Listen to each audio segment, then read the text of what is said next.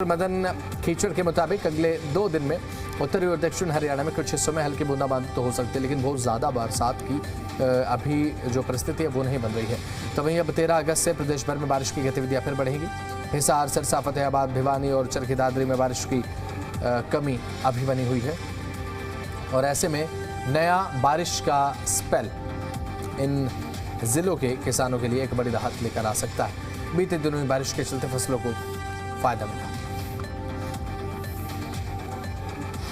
पिछले कुछ दिनों में हुई मानसून की बारिश ने हरियाणा के तमाम जिलों में एक बार अच्छी बारिश की है, लेकिन आने वाले दिनों में कैसा रहेगा मौसम का मिजाज। हमारे साथ हैं इस वक्त हरियाणा कृषि विश्वविद्यालय के वरिष्ठ मौसम वैज्ञानिक डॉक्टर मदन कीचड़।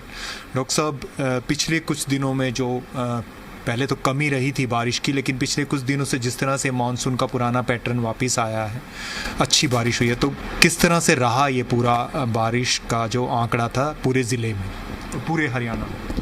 नहीं, मौसम पूर्वानुमान पहले दिया था कि हम 7 अगस्त से लेके 10 अगस्त तक मानसून एक्टिव रहने की संभावना जताई थी।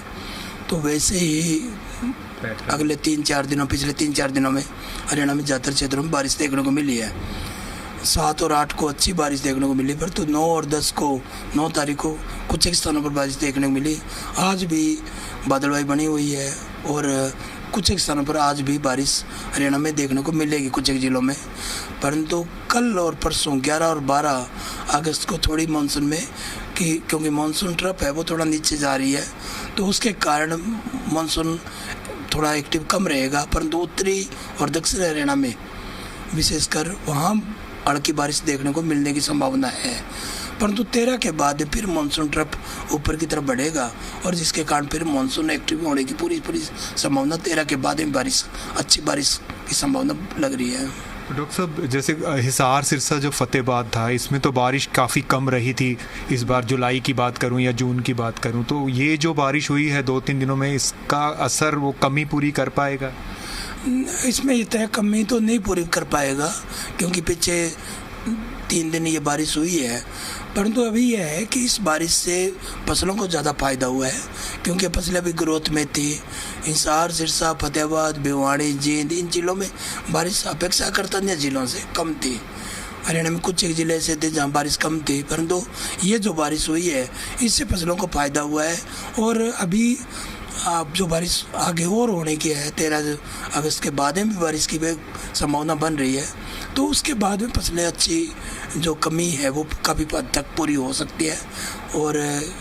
और ये सब्जियों, फलदार पौधे और धान और नरमा कपास में भी ये बारिश फायदेमंद रहने की संभावना है। तो डॉक्टर साहब, चलते चलते इसका तापमान पर कितना असर पड़ेगा और आने वाले दिनों में तापमान पर क्या असर रहेगा?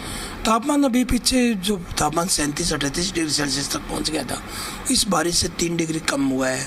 अभी दिन का तापमान 34 डिग्री के आसपास बना हुआ है और रात्रि तापमान थोड़े बादलवाई रहती है तो 27 डिग्री, 26-27 डिग्री के आसपास है।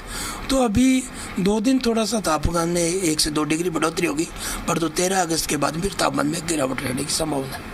तो आपने देखा कि फिलहाल जिस तरह से मानसून एक्टिव हुआ है, उससे आने वाले दिनों में अगले 2 दिन तक थोड़े से मानसून के कम होने की संभावना बताई गई है, लेकिन 13 अगस्त के बाद एक बार फिर से हरियाणा में मानसून एक्टिव होता नजर आएगा, जिससे लोगों को राहत मिलेगी। कैमरामैन राजेंद्र शर्मा के साथ मैं शशि नायर, जी मीडिया।